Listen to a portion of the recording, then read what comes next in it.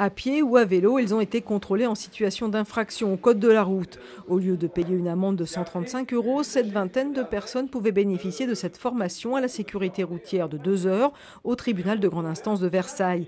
Si certains campent sur leur position et se trouvent de bonnes excuses à leur infraction, d'autres ont changé leur comportement sur la route. J'ai l'impression que respecter les règles, ça permet aussi d'éviter de créer du désordre sur la route et quand les choses sont bien ordonnées, il y a moins de surprises pour les gens et donc moins d'accidents.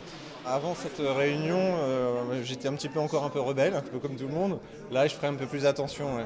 Certains vélos circulent désormais sur le trottoir ou ne respectent pas les stops, une accumulation d'incivilités que combattent les forces de l'ordre. Tour à tour, les référents de la sécurité routière, un assureur et des pompiers tentent de faire passer leur message.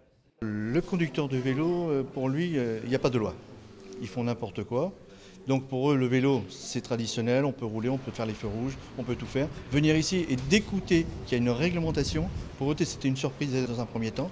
L'objectif, c'est de les sensibiliser, de leur faire comprendre qu'il y a un code de la route et c'est surtout leur vie qui est importante. Moins on a de tués et de blessés sur les routes, mieux c'est. C'est le comportement, c'est le civisme en fin de compte. En 2014, 5 cyclistes et 4 piétons sont décédés sur les routes yvelinoises.